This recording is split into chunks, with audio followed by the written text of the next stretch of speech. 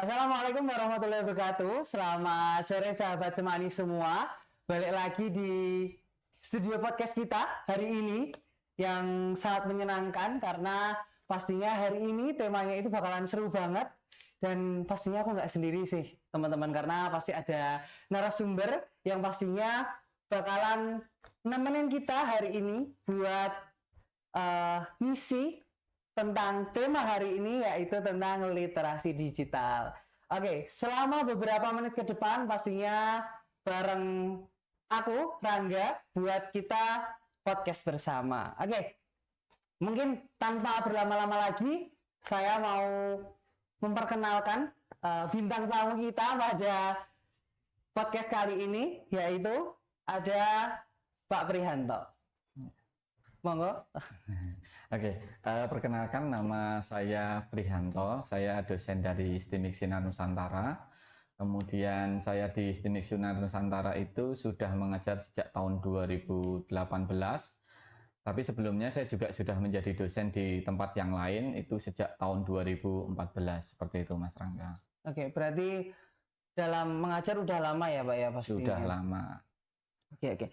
Kira-kira apa nih Pak kesibukan selain menjadi dosen pastinya? Oke, untuk kesibukan selain menjadi dosen ya seperti apa dosen-dosen pada umumnya. Iya. Kalau dosen itu kan ada penelitian, pengabdian kayak gitu. Kemudian saya banyak di kehidupan masyarakat juga sama. Saya ikut kegiatan-kegiatan kemasyarakatan. Tapi di sisi lain saya juga merintis beberapa bisnis atau usaha di beberapa bidang, mulai dari fashion, kemudian food and beverage, kemudian ada juga bisnis di bidang perdagangan, seperti itu Mas. Berarti apa ya, sibuk banget nih ya Pak ya. Udah mengajar pastinya, terus udah ada beberapa bisnis-bisnis yang pastinya sangat menguntungkan. Nah, kira-kira gimana nih Pak cara membagi waktunya? Karena pasti kan harus ke kampus, harus ke bisnis ini gitu. Ya. Hal semacam itu sebenarnya kan sama aja sih. Kita Iya. punya waktu 24 jam dalam Iya. satu hari ya. Tinggal kita mengaturnya saja sih Oke. sebenarnya. Kalau kita bisa memanfaatkan waktu dengan baik, saya pikir itu semuanya bisa tercover gitu Iya. ya. Kadang kita punya waktu tetapi kita gunakan untuk santai-santai, Iya. megang handphone. Nah, Iya. itu yang sebenarnya bermasalah gitu Iya. karena waktu kita tidak produktif. Yang penting Benar. di dalam kehidupan itu kita punya prinsip yang namanya hidup harus produktif Iya. gitu ya. Jadi kalau udah produktif, gimana pun mesti bisa mengatur caranya seperti apa, waktunya seperti apa, itu bisa seperti itu Mas. Berarti apa ya?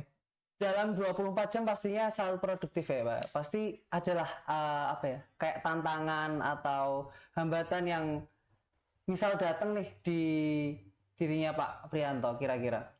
Kalau semacam itu pasti ada, nggak mungkin enggak gitu ya. Semua orang mesti punya tantangan, cuman bagaimana kemudian kita mengolah tantangan-tantangan itu, terus kemudian problematika itu untuk dijadikan sesuatu hal yang sifatnya adalah pembelajaran buat kita Iya, gitu loh. benar. Jadi kalau misalkan tantangannya berkaitan dengan waktu, ya bagaimana kemudian kita bisa mengatur waktunya. Misalkan ada yang waktu tabrak atau Iya. waktunya berbenturan.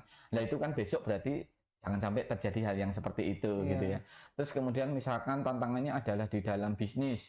Oh, maka kemudian kita harus ngatur waktu. Sama aja misalkan seorang dosen itu wajib memiliki sebuah penelitian, kemudian pengabdian. Nah, itu biasanya akan terjadi di akhir semester. Nah, kadang kalau orang tidak persiapan di belakang pasti akan numpuk gitu ya. Iya. Nah, saya mengakalinya adalah jauh sebelum itu saya sudah menyiapkan gitu ya. Sehingga itu sedikit akan mengurangi apa keribetan-keribetan yang di belakang seperti itu, Mas. Oke, berarti ya pasti di balik semua tantangan itu harus ada solusinya gitu ya, Iya, Pak ya. betul. Oke. Berarti menarik sekali teman-teman buat perkenalan singkat kali ini buat bersama Pak Prihanto. Jadi sebelum kita lanjut nih teman-teman ke tema kita pada podcast kali ini Pak kita ada salah satu produk dari UMKM Cemani pastinya. Ini itu namanya Authentic Es Dawet dari Bayat. Mungkin bisa di Oke. cicipin seperti itu Pak. Oke, Sorry. ini saya cicipin ya. Ini produknya luar biasa kayaknya ini karena memang ini mungkin ini ya produksi dari UMKM Iya. masyarakat sekitar sini ya. Tulisannya premium, no santan, no sugar. Jadi pakai fiber cream. Pastinya lebih enak Pak, lebih Iya. sehat juga Dan pasti. cocok untuk semua jenis kalangan ya, nggak Iya. harus yang tua atau yang muda. Oke.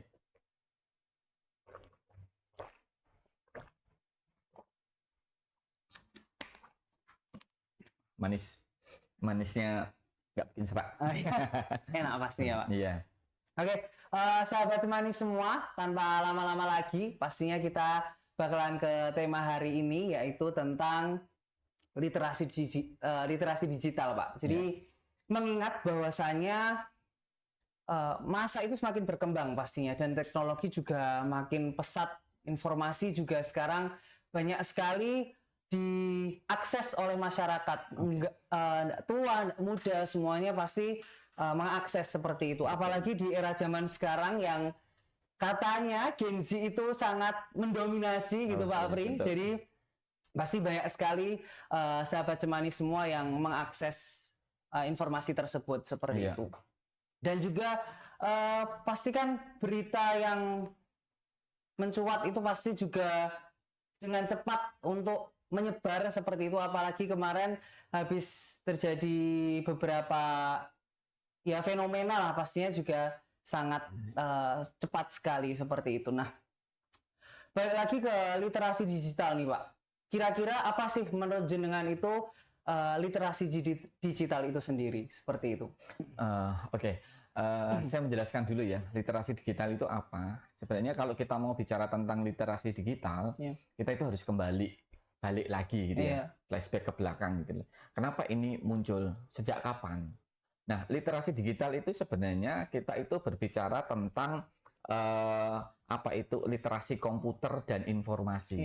Kata digital itu sebenarnya adalah lebih ke konteks komputer dan literasi gitu ya. Kalau di Indonesia sendiri itu sebenarnya dia itu mulai masuk itu awal 80-an. Ya, awal tahun 80-an itu komputer baru masuk ke wilayah Indonesia gitu ya. Dan baru dikenal ya itu sekitar 90-an gitu ya. Jadi ini belum semua orang belum menggunakan gitu.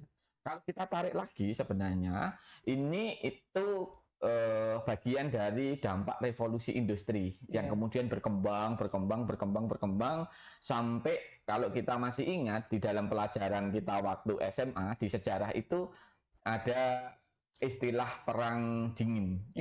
Perang dingin itu salah satunya mereka perang yang mengeluarkan kecanggihan teknologi. Salah satunya adalah satelit. Ya, kalau teman-teman masih ingat dulu ada Sputnik, kemudian apalagi yang dari Amerika dan Rusia. Nah, ini menjadi awal titik lahirnya literasi digital itu berjalan gitu ya. Jadi kalau kita tarik itu di situ gitu ya. Nah, literasi digital ini lebih lebih merujuk kepada bagaimana orang-orang itu mendapatkan informasi. Dengan apa? Dengan adanya komputer. Karena apa? Dulu orang masih pakai mesin ketik, kemudian dia kirim surat by post gitu ya. Yang kemudian sekarang ketika lahir itu komputer, kemudian lahir laptop, kemudian disambungkan dengan satelit, maka ini memudahkan setiap orang mendapatkan informasi dari berbagai sumber, dari berbagai media, dari berbagai bidang. Nah, ini yang kita sebut sebagai literasi digital gitu ya. Orang taunya adalah literasi digital itu berarti referensi orang-orang untuk internet misalkan seperti itu. Sebenarnya tidak hanya di internet saja, tetapi lebih luas bagaimana orang mendapatkan informasi.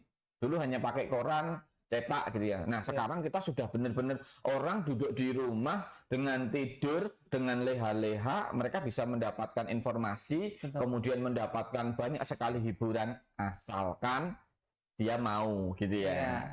Kalau dia nggak produktif, dia nggak ngapa-ngapain, ya rugi gitu ya. Dia tidak bisa memanfaatkan dengan baik seperti itu, Mas. Berarti juga harus ada batasan juga pasti ya, Pak ya. Betul.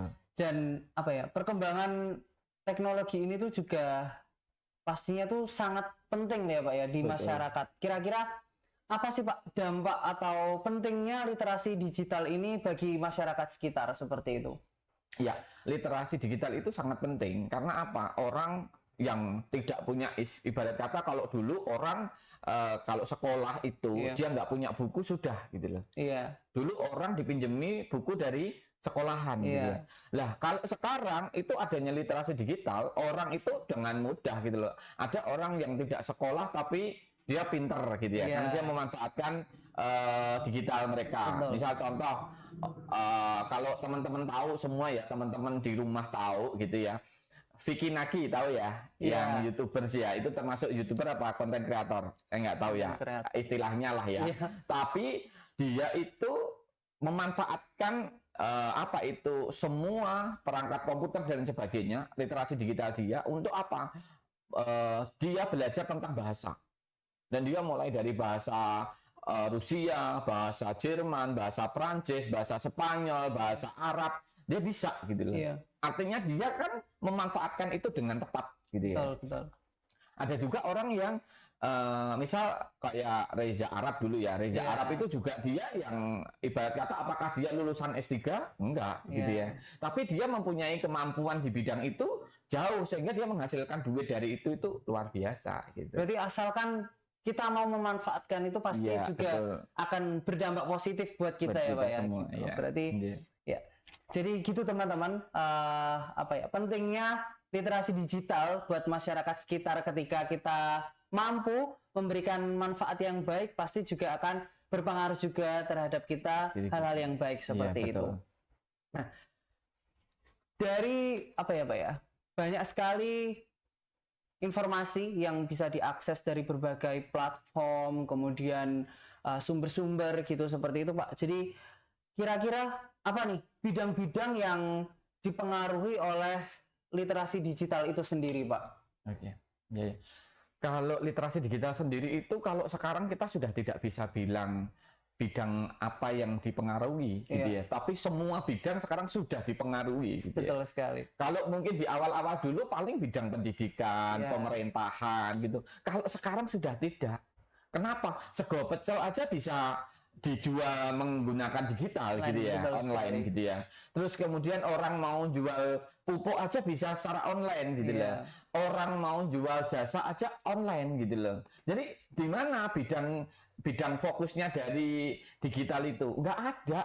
Karena kita semuanya sudah istilahnya apa? Sudah dikepung oleh digital itu sendiri gitu ya. Mau dari sudut yang paling bawah sampai paling atas, orang di pasar aja udah mengenal digital gitu ya. Jadi kalau bidangnya apa saja semua. Mau pendidikan, mau sosial, mau kesehatan, mau ekonomi, mau anak-anak posyandu semua juga digital. Iya. Orang sekarang orang undang di posyandu aja pakai WA kok, ada Betul. grup WA-nya kok gitu ya. Iya. Ini belum nanti kalau besok anak-anak sudah tidak usah membawa buku merah. Kalau yang ibu-ibu itu bawa buku merah untuk posyandu udah nggak Iya. perlu mungkin gitu Iya, ya. iya. Karena Pak mungkin sudah ada aplikasinya Betul. gitu loh. Kayak misalkan kita apa itu BPJS gitu, semua udah ada aplikasinya gitu. Betul, betul. Jadi besok handphone kita itu semua adalah isinya aplikasi Betul. gitu ya. Karena apa? Semua bidang kehidupan menggunakan digital. Gitu. Berarti semua aspek, semua bidang itu juga terpengaruhi dari literasi digital. Iya, itu. betul. Pasti kan apa ya? Semua itu pasti menimbulkan tantangan ya, Pak ya. Kira-kira apa sih tantangan dari literasi digital itu sendiri setelah banyaknya pengaruh, banyaknya bidang-bidang yang terpengaruh oleh literasi digital itu sendiri? Iya. Literasi digital itu tantangannya itu salah satunya adalah arus informasi dari berbagai arah. Betul. Kalau seperti itu berarti apa yang harus dilakukan? Kalau orangnya tidak punya filter, ya repot. Gitu. Maka di dalam literasi digital setiap orang itu wajib memiliki skill. Ya. Yang pertama adalah digital kultur. Kultur digital itu maksudnya apa? Digital kultur itu adalah budaya digital kita itu seperti apa? Ini yang baru ngetren anak-anak fire gitu ya. Iya. Ini yang karena ini ternyata menimbulkan banyak sekali apa ya? Tidak hanya kecanduan tapi kekerasan itu masuk di dalam. Maka orang berdigital kita itu budayanya apa? Ngegame, belajar, apa itu misalkan nonton konten doang, kemudian scroll doang, atau seperti apa? Maka skill yang pertama dikuasai itu adalah digital kulturnya dulu. Digital kultur itu penting gitu ya. Karena misalkan ibu-ibu rumah tangga punya anak kecil, ben iso disambi, anaknya dikasih video gitu ya. biar anaknya diem gitu loh. Iya. Padahal ketika dia sudah dikenalkan sejak lahir, yang terjadi adalah anak itu akan mengalami yang namanya speech delay, gitu ya, Iya. terlambat bicara. Maka jangan heran nanti kalau ke depan anak-anak di sekitar kita, misalkan ada anak usia 2 tahun atau 3 tahun belum bisa ngomong, itu dampak dari orang tua itu kadang memberikan handphone itu lebih dini, gitu ya. Iya. Nah ini berdampak. Maka saya bilang budaya ini juga harus dihilangkan, gitu loh. Karena ini belum tepat, gitu loh. Makanya ini perlu ada yang namanya digital kultur. Terus kemudian yang kedua adalah digital skill. Digital skill itu bagaimana skill kita dalam menggunakan itu. Digunakan untuk apa? Kita harus punya skill dong. Kenapa anak sekarang itu masih muda tapi dia udah jadi miliarder? Iya. Ya kan? Karena dia punya skill dalam berdigital gitu ya. Betul. Misalkan ada yang dia membuat konten, ya kayak Ria Ricis gitu ya. Iya. Apa sih gitu ya? Ria Ricis itu mengajarkan apa sih? Cuman lompat-lompat di apa itu namanya? Yang Trampolin. ya, Iya. trampolin aja udah menghasilkan duit Betul, gitu ya. betul. Ini kan artinya dia punya skill gitu ya. Iya. Walaupun apa kita nggak tahu gitu ya, Iya. tapi dia punya skill itu gitu. Kemudian yang kedua, misalkan kita bisa melihat orang-orang yang all shop gitu ya. Dia all shop itu dia bisa punya skill yang bagus gitu ya untuk perdagangan, akhirnya dia masih muda udah kaya gitu ya. Iya. Banyak contoh-contoh yang lain gitu ya ketika dia punya skill itu. Kemudian yang ketiga, itu ada yang namanya digital etik. Nah ini yang penting juga gitu loh. Orang berliterasi digital kalau dia tidak punya etika itu repot gitu Iya, ya. betul sekali. Dan kadang kita misal ngelihat nih, anak-anak itu sekarang kalau kumpul sama keluarga itu mereka nggak berkomunikasi. Mereka lebih baik megang handphone, scroll apa gitu. Betul. Apalagi megang handphone, diajak ngomong megang handphone. Nah, maka etika kita berdigital ini juga penting gitu loh. Artinya kapan kita mau menggunakan, untuk kapan, untuk kepada siapa, Betul. digunakan di saat-saat seperti apa, situasi seperti apa itu penting gitu loh.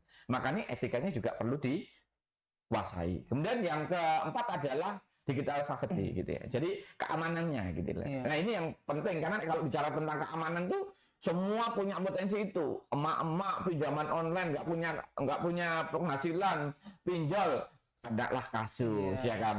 Emak-emak nggak mungkin dibilangin ini Pak Imbong ngasih apa itu hadiah apa gitu. Dia nggak mungkin akhirnya kena Ketipu. juga Iya, gitu benar loh. banget. Bapak-bapak juga kayak gitu ya kan. Terus kemudian anak-anak juga gitu tiba-tiba main gamenya online bayar gitu ya. Iya. Yang tiba-tiba kayak anaknya Inul Daratista yang dapat tagihan berapa puluh juta itu.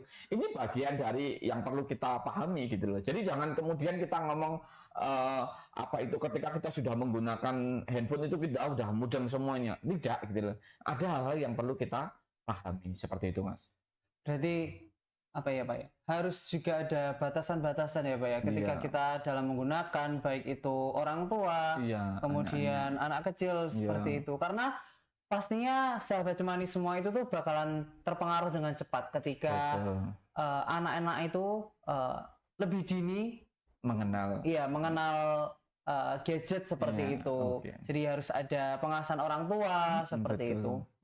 Jadi itu sangat berpengaruh sekali ya Pak ya. Iya, betul. Dan tadi saya pengen sekali sedikit membahas tentang tadi yang digital safety ya Pak ya. Iya. Berarti kan tentang keamanan nih Pak. Iya. Jadi menurut jenengan kira-kira gimana sih apa ya anak muda sekarang atau anak-anak sekarang dalam dia itu menggunakan literasi digital itu? Karena kan balik lagi Pak, kejahatan online itu sekarang banyak Luar biasa, sekali betul. dan sekarang itu tidak hanya secara apa ya, secara langsung saja, tapi sekarang itu anak kecil bisa akses komen di mana aja, video Betul. orang di mana Dewasa, aja, posting di mana aja seperti itu. Karena kan ya itu, ketika tidak ada yang memfilter, ketika tidak ada yang menjaga, pastinya kan ada apa ya, ada pengaruh-pengaruh buruk. Nah, Betul. kira-kira nih Pak, seperti apa sih yang harus dilakukan ketika kita itu terjadi hal-hal yang seperti itu? Maksudnya apa ya? Jadi gimana sih cara menghadapi kejahatan online seperti halnya di cyberbullying pada misal postingan orang atau kita yang dibully sendiri bahkan dari orang-orang itu seperti apa? kalau sekarang kan sudah ada undang-undang ITE ya. Iya, Ya. betul sekali. Cuman permasalahan kalau konteks di dalam bullying itu balik lagi gitu ya. Bullying itu biasanya terjadi kepada anak-anak itu, Iya, terutama iya, anak-anak iya. dulu ya. Mereka yang sekolah misalkan yang satu handphonenya sudah iPhone, kemudian yang satu belum. Belum. Dia dihina di dalam Betul, komen atau betul di sekali. dalam grup gitu ya. Betul sekali. Karena tidak hanya di sosial media, karena Iya. bisa jadi di grup WA. Akhirnya dia harus leave grup gitu. Iya. Nah ini itu terjadi karena tidak ada pengawasan gitu ya. Pertama itu gitu ya. Terus kemudian selain pengawasan, apa yang harus dilakukan? Yaitu penyuluhan gitu ya. Jadi pengawasan dan penyuluhan itu penting gitu ya. Nah itu bisa dilakukan siapa? Bisa dilakukan orang tua, bisa dilakukan sekolahan, itu yang terjadi. Maka sebenarnya harusnya ada aturan gitu loh, bahwa anak-anak itu jangan diberikan handphone, tapi handphone itu adalah handphone orang tua, sehingga orang tua itu bisa melihat kapan saja gitu Iya. loh. Jadi handphone itu jangan diberikan secara mutlak kepada anak gitu ya, sehingga anak punya kekuasaan penuh atas handphone itu. Iya. Orang tua aja sekarang nggak mudeng gitu loh passwordnya anaknya apa, Iya, betul. mau melihat dari mana, apa yang terjadi di dalamnya, dia nonton apa, itu yang penting gitu ya. Jadi kalau menurut saya adalah ketika anak itu ini hampir handphone itu sebenarnya hampir seperti SIM gitu ya. Iya. Jadi orang tidak diberikan kekuasaan penuh ketika dia belum mencapai pada pemahaman menggunakan handphone gitu Betul loh. sekali. Jangan kemudian anak kecil dikasih, nanti kalau pulang gimana? Nggak apa-apa, berarti itu adalah handphonenya orang tua. Nah kadang orang tua yang sibuk banget itu akhirnya dia menganggap itu sesuatu hal yang apa itu sangat berguna bagi mereka gitu loh, karena anaknya nggak bosen, anaknya nggak ini, tapi di sisi lain itu akan berdampak ke hal-hal yang lain seperti itu. Oke, berarti ya balik lagi tuh ya Pak ya, ketika kita itu ingin memberikan sesuatu terhadap anak-anak itu sebagai orang tua itu harusnya sudah tahu konsekuensinya itu seperti apa. Bahwasanya ketika anak itu dikenalkan oleh gadget, kemudian dibebaskan dalam mengakses informasi, seharusnya orang tua itu juga harus, anak itu harusnya seperti ini, seperti ini, seperti Betul. ini. Karena sekarang juga ada Pak ke YouTube Kids seperti itu, karena kan Iya. banyak sekali akses-akses yang sekiranya itu menggunakan akun orang tua atau Iya. seperti apa gitu. Ya Oke. karena itu juga gitu. Makanya kan kemudian solusi itu sebenarnya juga muncul gitu ya. Karena kemudian YouTube itu akan memunculkan misalkan kayak anak-anak kecil ada YouTube yang kalau yang balita itu diajari ngomong itu misalkan Kak Iya. Nisa gitu. Iya, Kak betul Nisa sekali. itu mengajarkan tentang hal, dan saya pikir Kak Nisa mungkin adalah orang-orang lulusan PGTK gitu loh, Iya, yang mereka berkawan kemudian membuat apa itu video-video itu, karena apa ini mungkin bagian orang-orang yang membuat konten itu bagian dari dia mengetahui dampak buruk dari penggunaan gadget yang tidak sesuai dengan usia, sehingga dia melahirkan itu gitu. Di sisi lain ada pihak-pihak yang lain dia juga membuat penyuluhan-penyuluhan gitu. Cuman karena luasnya bidang yang dikuasai oleh literasi digital ini dan kemudian banyaknya orang yang mengakses ini kan kemudian akhirnya ini harus kerjasama bareng gitu ya. betul sekali. Penyuluhan itu tidak dilakukan oleh pemerintah saja, tapi penyuluhan itu juga harus dilakukan oleh sekolahan kepada PKK gitu Orang loh, Pak. terdekat ya pastinya. Iya, Ya. semua elemen saya bilang betul. semua elemen masyarakat itu butuh itu gitu. Kenapa? Jangan di dalam apa itu ibu-ibu PKK mungkin Iya. ada penyuluhan di sana gitu Iya. ya. Kemudian di dalam bapak-bapak itu juga ada penyuluhan, sehingga masyarakat, sekolahan, semua yang terlibat ini itu saling bahu-membahu, saling melakukan pengawasan gitu Betul. ya. Itu salah satunya. Berarti kita itu juga tidak boleh menyalahkan anaknya Iya. karena dia balik lagi ketika melakukan apa ya sesuatu itu harus memiliki dasar dulu karena kan Betul. ya itu tadi balik lagi ketika sahabat cemani semuanya ketika kita itu pengen mengetahui informasi ya seharusnya kita juga harus tahu seperti apa dan jangkauannya juga harus tahu seperti apa seperti itu.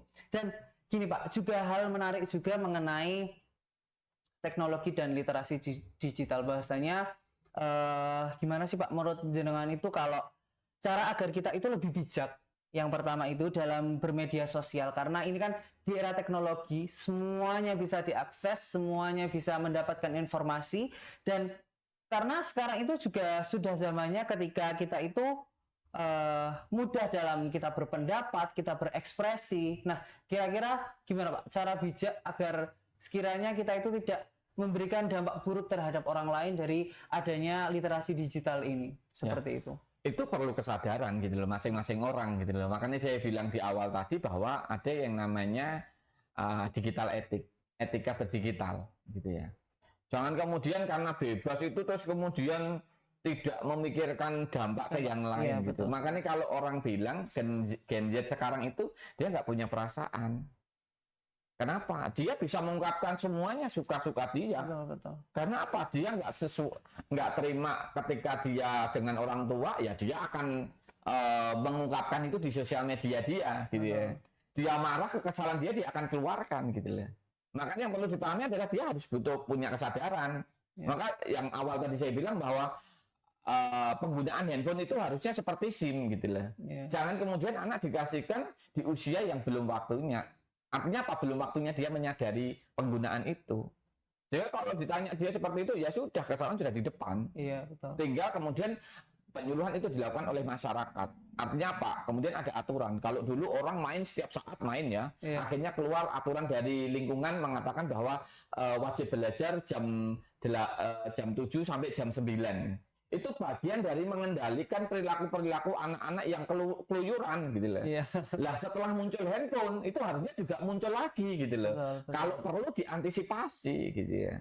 Kenapa? Bisa jadi nanti sudah ada aturan bahwa semua anak di lingkungan ini tidak boleh menggunakan handphone ke orang tua, walaupun itu masalah personal. Tapi paling tidak himbauan-himbauan semacam itu menyadarkan orang tua tentang dampak dari penggunaan gadget di usia yang lebih dini seperti itu. Berarti kira-kira apa nih Pak dari Pak Pri untuk tips dan triks kepada sahabat Cemani semua mengenai penggunaan yang baik ketika kita itu melakukan dan mencari informasi di dunia teknologi agar kita itu juga mendapatkan positifnya dan kita itu juga terhindar dari hal-hal negatif seperti itu. Kira-kira apa Pak tips dan triksnya menggunakannya? Oke, kalau menurut saya adalah mindsetkan dulu bahwa handphone itu adalah media atau sarana buat kita itu produktif.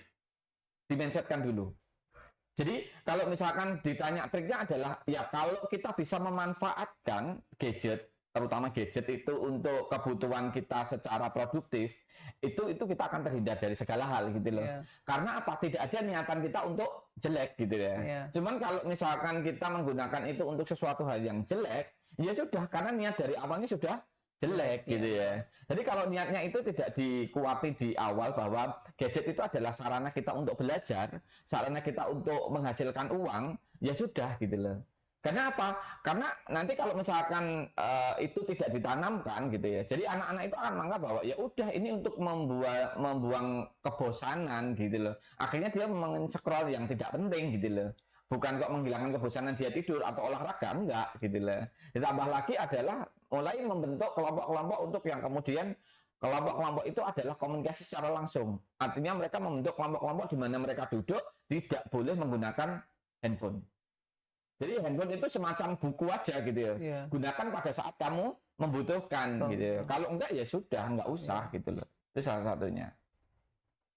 Berarti harus juga ada ketika kita membutuhkan dan di situ tuh kita juga harus tahu kapasitas kita dalam menggunakan ya Pak ya. Iya. Karena ya kalau dipakai terus-menerus tanpa ada manfaatnya sahabat Cemani semua itu juga bakalan istilahnya mubazir ya Pak ya seperti itu. Oke, sahabat Cemani semua, podcast kali ini sangat menarik banget karena mengenai literasi digital dan lingkupnya pastinya dan tadi juga sudah dijelaskan banyak sekali sama Pak Pri mengenai tips dan triks, kemudian ada cakupan dan tantangan yang harus dilakukan dan mungkin bisa saya tarik kesimpulan sedikit bahwasanya kita dalam menggunakan teknologi pastinya yang pertama benar ada positif dan negatifnya. Tapi bagaimana kita sahabat Cemani itu menggunakan dengan baik. Karena pastinya dunia teknologi itu banyak sekali informasi. Betul, iya. Dan kita sendiri yang harus membentengi, kita sendiri yang harus menyaring agar informasi itu benar-benar kita dapatkan secara positif gitu ya Pak ya. Betul, iya. Nah, gitu sahabat Cemani semua, mungkin ini ada closing statement dari Pak Pri mengenai literasi digital dan pesan-pesan buat sahabat Cemani semua mengenai ayo kita harus lebih bijak lagi Pak yang pertama, terus yang kedua kita harus produktif kata Pak Pri karena waktu 24 jam teman-teman itu banyak sekali dan rugi ketika kita cuman digunakan untuk hal-hal yang negatif seperti itu. Mau Pak Pri? Jadi teman-teman sahabat Cemani, di era digital ini tantangan kita tentang arus yang luar biasa masuk di sekitar kita itu tidak terbendung. Gitu ya. Jadi bijaklah dalam menggunakan handphone atau gadget. Kemudian apa itu manfaatkan gadget sebagaimana mestinya, terutama untuk hal-hal yang bermanfaat, sehingga kita akan mendapatkan manfaatnya itu juga, gitu ya. Jangan kemudian terlalu banyak menggunakan handphone untuk membuang kebosanan. Banyaklah olahraga untuk meninggalkan handphone. Ya, itu. Jadi harus ada kegiatan-kegiatan ya Pak ya, karena ya mungkin kalau kita habis setiap hari gitu pasti lelah dan capek ya Pak ya gitu. Gitu sahabat Cemani semua, buat teman-teman semua tema yang menarik buat hari ini kita dengarkan. Semoga benar-benar bisa mendapatkan manfaat dan benar-benar bisa diterapkan oleh sahabat-sahabat semua, dan saya ingin mengucapkan banyak terima kasih kepada Pak Pri atas waktunya dan atas ilmunya seperti itu. Mungkin itu sahabat Cemani semua, sekian dari saya, terima kasih. Wassalamualaikum warahmatullahi wabarakatuh. Waalaikumsalam warahmatullahi wabarakatuh.